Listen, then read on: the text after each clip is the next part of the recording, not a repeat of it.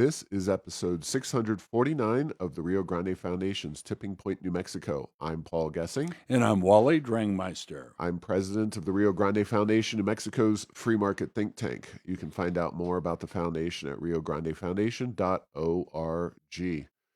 Well, Wally, you should see the other guy. Just kidding.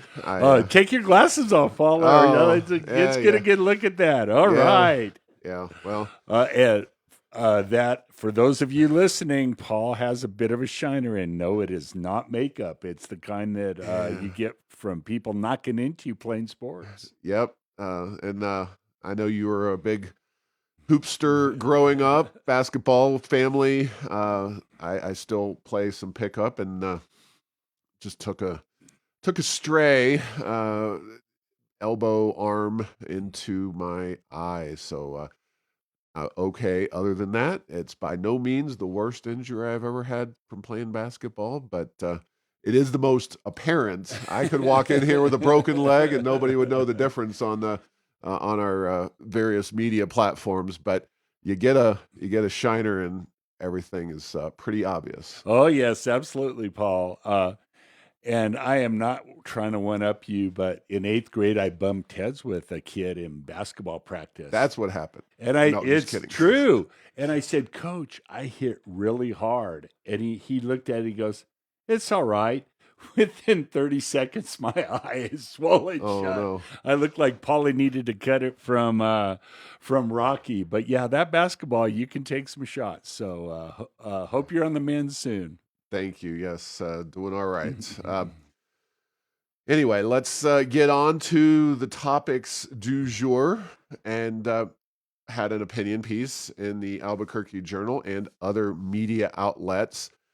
Wally, it has become apparently a idea of just broad acceptance on the political left. And by that, I mean Joe Biden, Kamala Harris, Martin Heinrich, Melanie Stansbury, and I presume many, many others, because these ideas and talking points are simply regurgitated and recycled across the nation when it comes to things like who pays taxes and at what rates. And the talking point is that the rich do not pay their fair share of taxes, and therefore we should enact further tax increases or new policies that somehow will grab more of those dollars and funnel them into government. And I figure, we here at the Rio Grande Foundation, first and foremost, are an educational-based organization. And when policymakers are misinforming, and I'll just say it, lying to people, I feel the need to step up and tell them the truth. So there you go. All right. Truth right back at them. And Paul, it is we talk dollars and we talk percentages and then we talk alternatives, and they love that. And so it's one of those, it has been shown that we can raise the tax rate on the rich tremendously. It's also been shown, and many times throughout history, that by raising the tax rate on the rich will restructure their affairs either in other countries, other investments, etc., where they don't have to pay so much taxes. And what usually happens is the economy as a whole suffers, and the very people that I guess ostensibly we're trying to help, I think we're trying to help all Americans, but we actually end up hurting those that we are ostensibly trying to help.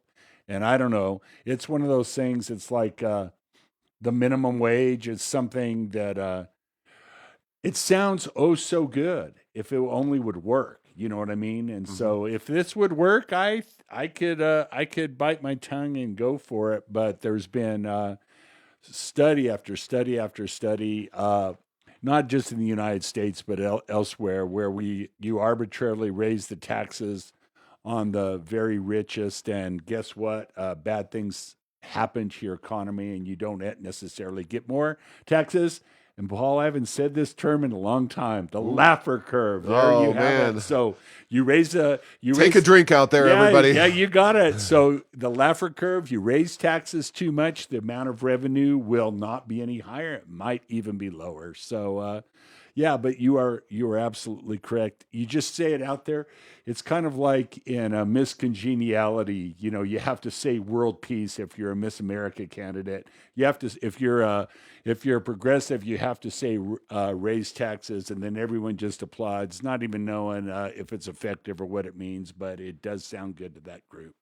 Yeah. Now I rely for my article in the journal, which unfortunately they don't just publish every chart that I would like in my writings for them. So I describe a little bit of the chart. You can go find what I'm talking about at heirsoфenchantment.com or riograndefoundation.org. But this is a chart from the Joint Committee on Taxation. So it's a committee made up of Democrats and Republicans in Congress. So this is technically nonpartisan, although I'm sure the folks on the Democrat side don't like to see this information because it detracts from one of their candidates' main talking points. But uh, what we're looking at here is combined income, employment, and excise taxes under current law. And by employment, they're talking about that FICA guy that I Yeah. believe Jennifer Aniston's character in Friends Yeah, who's complained FICA and about. why are they taking my money? Or Exactly. self-employment tax, which is you pay both halves of it. Then. Exactly.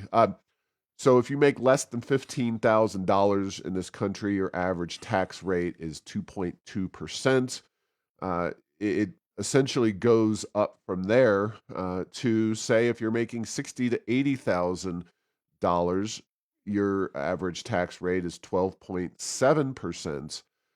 If you are lucky enough to be making between 500,000 and $1 million, your rate goes up to 28.4%, and beyond that you're making 30 point or you're paying 30.4% taxation. And uh, yeah, that is the definition of a progressive tax system. A progressive tax system, it's right up there with the gross receipts tax and the Laffer curve.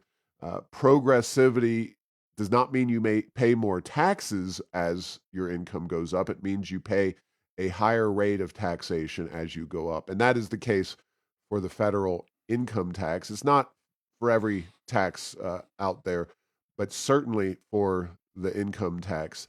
And so that's why we see those numbers shake out the way they do. Now, it is very important to note that European countries, which do have higher overall tax burdens and more generous welfare benefits, uh, everybody pays a lot more taxes there, predominantly through the value added tax, which uh, affects everybody. It's a consumption based tax. And I don't know, I've never looked at a value added tax carefully, but I would assume it's got to be considered regressive unless there's certain credits or something baked into that. So it's basically like a sales tax on steroids, as I would describe it, a national sales tax on Or a steroids. gross receipts tax because it True, covers right. value add even of services. So Yeah. And the other thing to note is that one of the so called ideas cooked up by Joe Biden and Kamala Harris is to tax what are called unrealized capital gains. Now, when you hear Elon Musk is a billionaire, this, that, and the other, well, one of the things that makes him so wealthy is that he has lots and lots of shares of stock in companies that he's created, like Tesla, for example. But unrealized gains are not currently under his control. Like that is a stock that he owns, but he can't just take Tesla stock and go down to his local grocery store and buy groceries with it. He has to sell it. That is the point of realization. You realize you have taxes. Well, you realize you have the money. I'm joking, but you realize those gains when it becomes no longer stock and actually you're yeah, turning it it turns turns into into money. cash. Yeah. Yes, and that's been a you know I think that's one of the things that's actually kept the federal taxation system going as long as it has, is it has a strong preference for recognizing taxable income when you realize it, meaning when you have cash.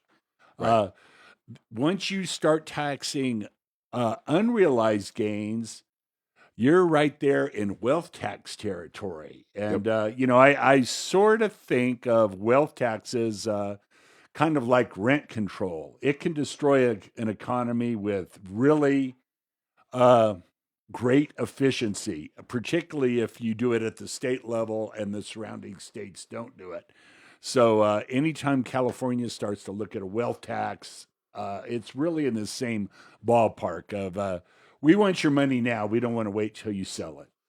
Right. And if you take the, obviously, as it's currently being bandied about, the idea would be to tax just wealthy people at this for these unrealized gains. But uh, as we saw with the federal income tax, which at one point only taxed the wealthy, and then very quickly over time became a relatively universal tax, the the idea of taxing unrealized gains, if you have a house and you bought it for $200,000 and you have it appraised, or it is appraised for another $200,000, in increase, so it's gone up to $400,000, you're somehow going to be forced to pay tax on that additional $200,000 in an unrealized gain, and uh, that The could catch bankrupt a lot doesn't. of people. Yeah, and these are the same issues, Paul, that came about when the estate tax was much lower, and it would hit certain small businesses. Ranchers was a good example. It's like I have a big old spread of land in Texas, and when I die, most of my estate is in land, and land doesn't produce cash. And so it would force a lot of small businesses to have to sell off big pieces of their business. In the case of the rancher, sell off a lot of land to pay these estate taxes. It's these same issues, and what it does is it really takes a bite out of not only the personal finances of the people who have to do it, but it takes otherwise uh, productive assets that are being utilized in the economy for the benefit, and takes a bite out of them. It forces them to really downsize. In a lot of cases, become inefficient and not worth continuing. And so these are all, guess what? Unintended consequences, yes. Unanticipated, no. They're anticipated because these things have been tried off and on over the years, and the results have always been pretty consistent. Yeah, exactly. And so it's most important to cut through the disinformation about who pays taxes. This has been a long uh, discussed and misinformed point in American politics, that the rich don't pay their fair share. And I'm not defending, every single tax avoidance strategy the rich undertake, but they will take them because uh, they are available to them, and it is Congress that makes the rules, and then the people who have the resources will try to avoid those rules, or within the context of the rules, they will try to avoid paying taxes to the greatest extent possible. And even among people who believe that they should pay more taxes, a lot of rich people say, "Oh, I should pay a higher tax rate." Well, you're welcome to cut an additional check to the Treasury of the United States. I don't see many of them. You get an occasional one saying that they do. Now, Yeah. obviously, the spending is where I believe the reform needs to come, and that's how we tackle the $36 trillion U.S. debt. Well, and then one of the things that happens when you raise the tax rate is that people who are have the money to do it and have the flexibility, they'll move it into non-taxable things. One of the big non-taxable things they move their money into is tax-free municipal bonds. So, Paul, let's just tax municipal bond interest, and everything will be good. And you want to hear a scream go out from the government side of things. Start talking about taxing these municipal bonds as you tax corporate bonds, and I think you will see a lot of yelling and a lot of pushback on that. So, It wouldn't be too hard to convince me that that is one thing we should tax. oh, and I'm with you. So I agree. And what now? Like I say, though, it is a double-edged sword. So then maybe if you do that, then it makes it easier to tax other things. But yeah, I'm with you. So in on balance, I don't think that would be a bad thing to do. But it's like it's always interesting the creative logic that you use. It's like, well, if it impacts government spending, it's obviously bad because government spending is really what they're looking for. It's become increasingly clear that these government programs, grown to their illogical conclusions, don't help the people that they're supposed to serve. And you've seen it industry after industry and after industry. And healthcare is just the most recent one that's really hitting us square in the nose, not only in New Mexico, but across the country. Yeah, this is a ripe subject for conversation, and I just, with the presidential election looming, and so much talk among candidates for various federal offices here in New Mexico spreading this disinformation, I felt it was important to uh, share the truth. And I suspect this is not the kind of misinformation or disinformation that the censor class, the folks who want to tell us that they're going to be the arbiters of right and wrong, not the First Amendment, that they will correct people when they spread this kind of disinformation. But I'd love to be proven wrong, but more so, I'd love to keep the First Amendment in place. So, speaking of that and other freedoms, a legislative candidate named Sarah Silva. We've discussed her. She's running in a House legislative race in southern New Mexico. Wrote an opinion piece in the Albuquerque Journal, and it highlighted a thing that has happened more this political cycle than I've seen in a very long time. The issue of freedom. Now, Rio Grande Foundation, we put it right there in our mission statements. We're a freedom-based organization. We are not shy about stating that we believe that freedom is a good thing, and we are going to advocate for more of it. Uh, Ms. Silva, who comes from the very far political left and ran a left-wing organization in Las Cruces called Cafe, she attempts in this article to take up the mantle of freedom in her advocacy for her left-wing positions. And I know it's going to shock you, Wally, that her first discussion of how she is pro-freedom and how freedom is under attack is on the issue of abortion, because that is the freedom of all freedoms that the political left these days seems to rally around. She does mention one more freedom, which is an interesting freedom, which is the freedom from school shootings. Now, I'm not sure how you enforce that particular form of freedom. It's obviously something we all would like to see happen, but uh, actually governments instituting this kind of freedom or protecting it, I mean, the only way to do it would be to completely ban all forms of weapons, firearms, etc. Don't see that one happening, no matter how many radicals we elect in this country. But uh, I just freedom. It is a valuable and important concept, and I've got a few freedoms that we talk about at the Rio Grande Foundation. But do you have the same cringe reaction when people on the left start talking about freedom? I do, and the really the place I started to get that cringe was when I first read the Soviet Union's constitution and all the quote unquote freedoms that it granted, and it Well, was you've done me one better because I've never read the Soviet Union's constitution.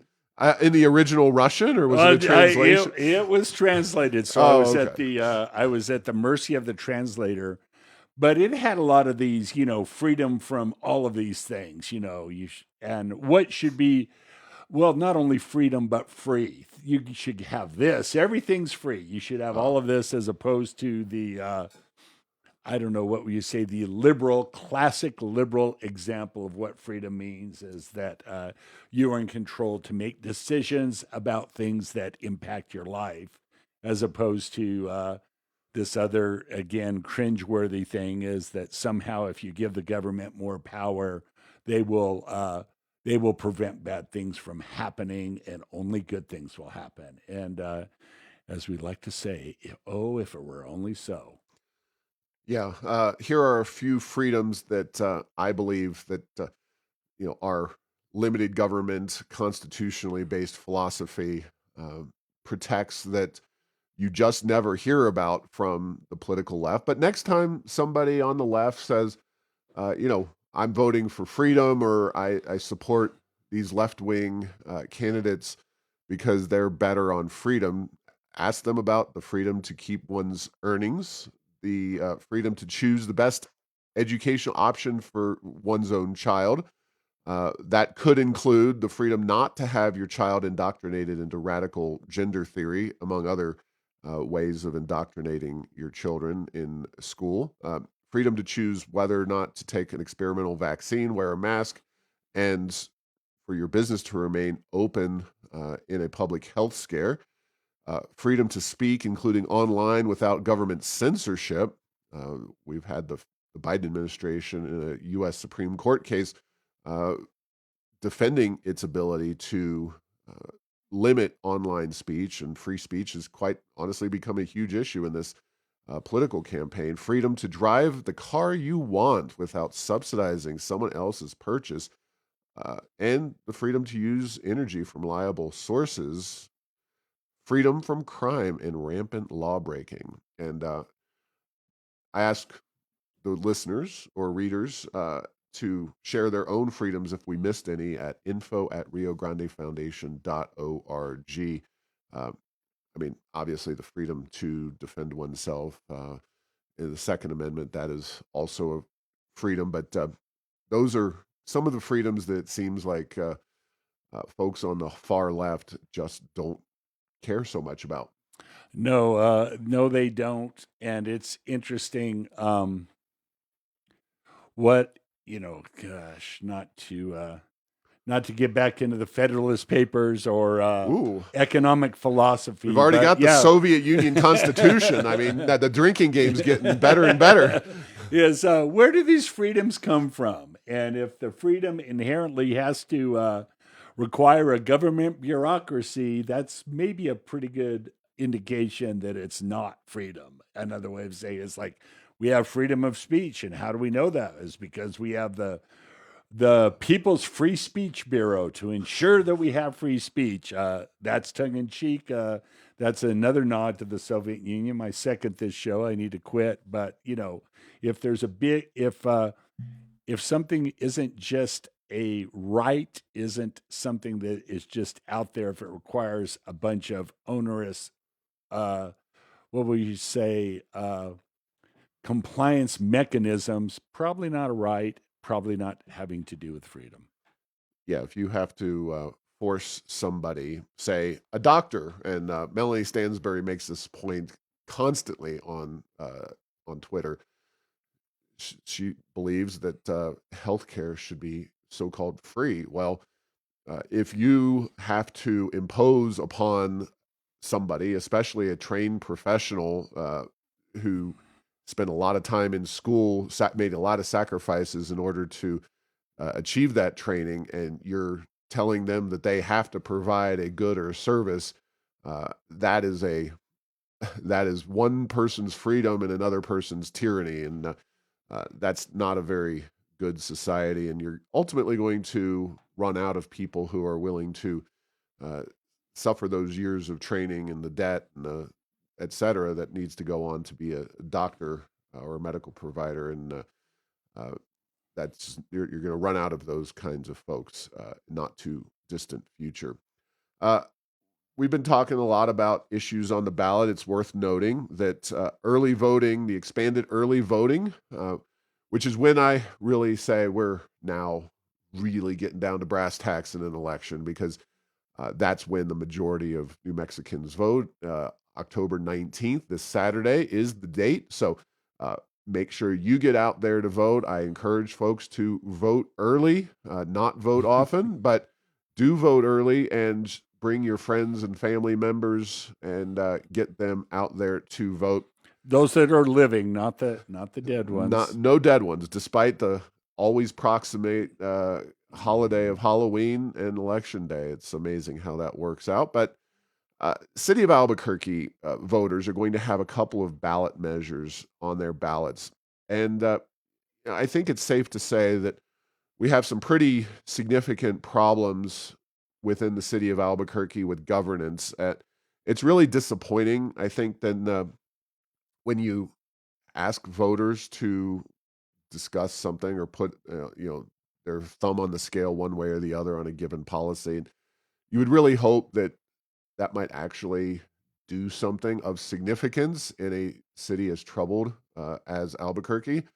But here are the charter amendments, and one is, shall the city of Albuquerque charter be amended to modify the procedures to appoint city administrative officers and appoint or remove the police chief?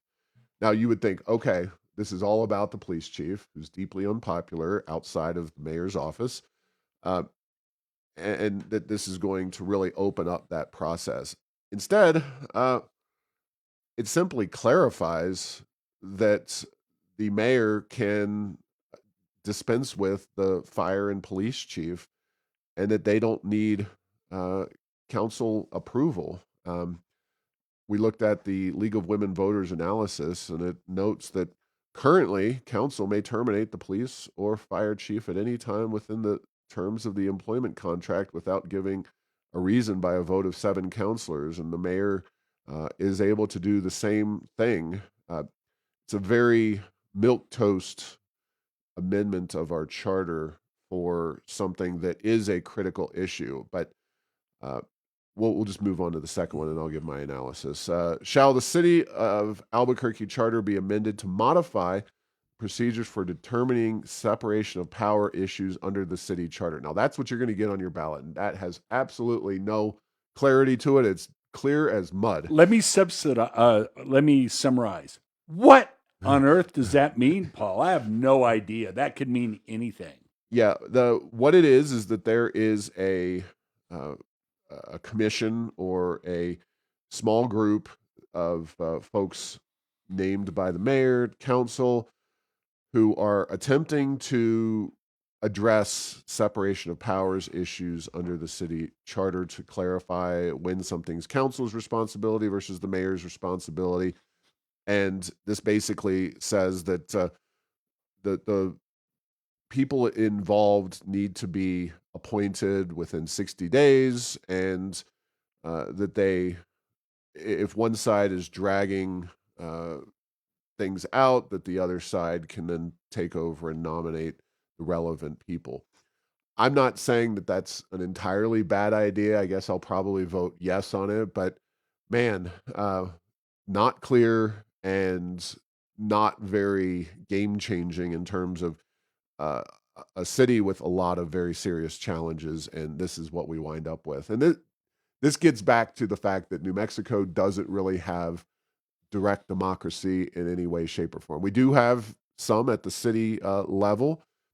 I It's rarely used, but you know, And eh, when we use it, it's clumsy. yeah, Because here's the thing, the summaries that are put on the ballot, that's where the power is. Who gets to write those things? yeah, Because you could easily say city charter amendment to improve the quality of police force. Okay, well, what does that mean? how are we going to do that? You never see, in the words of Paul Harvey, the rest of the story on these things. And when they talk about actually putting a longer description on the ballot, it's like you get harumphs and guffaws. Oh no, there's not enough space to put that, and people won't read it anyway. It's like, oh, okay, that's a good argument. So Yeah. Now we do have the referendum, but in the city of Albuquerque, which means that you can vote on something. You can get a citywide vote on something that the council has passed, but to basically undo something, undoing correct? it, Yeah, yeah, and that's a much more clear because you know what was done. right. To my knowledge, I cannot recall ever having an initiative on the ballot where you collect signatures and choose to. I guess you have, yeah, the the voting one. So it is done, but just so many different interest groups and different approaches in this city. The one where they were going to change the voting system to add to we fought it at the time. They're going to add the democracy dollars. That was an Yeah, initiative. I don't remember if that was done through the city council or not, but anyway, it is a rare procedure, and I think this really highlights the fact that next year is when the city of Albuquerque is going to have a chance to choose a new path for itself. That's when the mayor and city council will be up. Uh, can't look for much to come out of these particular ballot measures. Let's see. EV shares of vehicles sold in New Mexico in the second quarter just shot up, Wally, like a rocket, like one of Elon Musk's rockets. There went New Mexico's EV percentage all the way up to 4.78%. That is a robust increase from 4.59% in the first quarter. Well on our way to 43% of vehicle sales being electric vehicles in less than 2 years. yeah, and Paul, the reason, it's like, okay, well, you could say, well, Paul, you're being so mean. It did go up. It went up in an environment of multiple EVs of every brand and every make on car lots. They're sitting out there. Uh, you know, they're only selling a few more than they sold during COVID when there were almost no EVs for sale. If they'd come in, they'd be sold. So, yeah, we're getting a few more, and as we get a few more, people get them, and then a lot of the people who buy them hold them for a period of time and decide they don't like them anymore, and they sell them. The other huge thing is there's a robust, albeit not very pricey, used market for EVs as well. So yes, we're almost there. 4%, 43%. That's off by zero. You just add a 0 to 44 and you get, I mean, to 0 to 4, you get 40. We're almost there. Yeah, it's going to be a long way forward for New Mexico in terms of EV adoption, sales. We're not going to come anywhere close to the governor's prescribed 43% mandate in the summer of 2026. I don't know what that's all going to mean for car dealers and consumers alike. And Yeah, will they relent and say, well, maybe we were a little too aggressive in our arbitrary rulemaking that we did, forcing car dealers to put more EVs on their lot? yeah, so I we talk about this report a lot. It's been a while. Comes out annually from the Fraser Institute, a Canadian free market think tank, where they look at and rank all the states by their stances on economic freedom, the policies that they have in place, and really they focus on three main categories: government spending, taxation, and regulation. And this report goes back to 1981. So had a intern gave him the assignment of going all the way into the Wayback Machine and finding New Mexico's rankings. And these are rankings, so this is not like an arbitrary number. This is relative to other states. But uh, where does New Mexico stand today, or as of this latest report, the 2023 report? The 24 one will come out soon, and we'll be talking about that when it comes out. But uh, how does New Mexico stand today on government spending, taxation, and regulation? In terms of government spending, since 1981, New Mexico has gotten rather dramatically less free.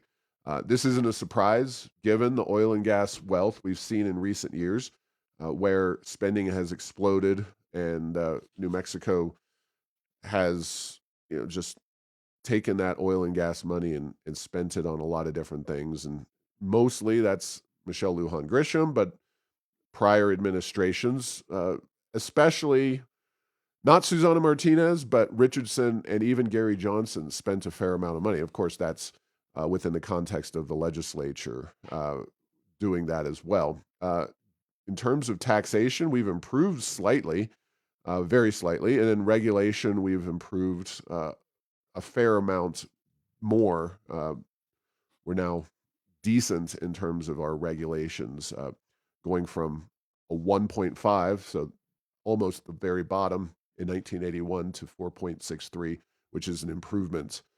So overall, we're still among the very least free states in the country, but the formulation of that freedom on these three main metrics is very different. I would just hand it over to you, saying we are unique among states in the sense that our government spending has skyrocketed, while our taxation has actually improved, which indicates that the Thank you, money. big oil. Yeah, thank you, oil. Right. Yeah.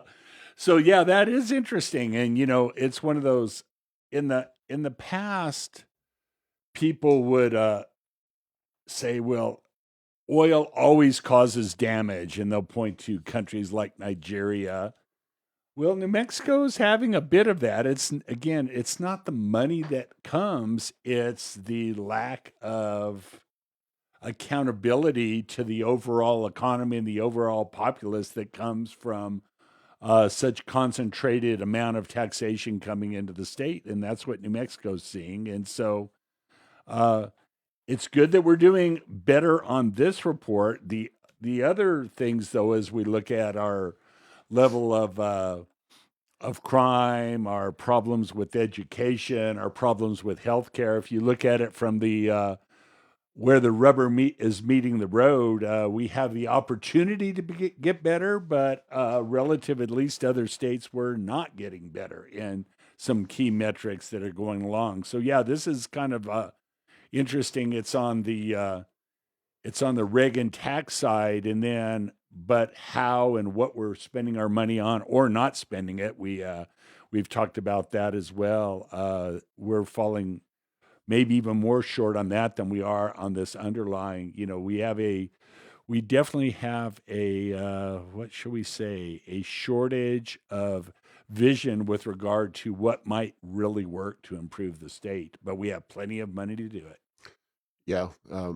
Economic freedom is obviously a big component of overall economic measurement, but the components, how those dollars are used, and how onerous your tax structure is, and various other things, workforce participation, and a lot of other factors can play into all of that, your education system, et cetera, et cetera.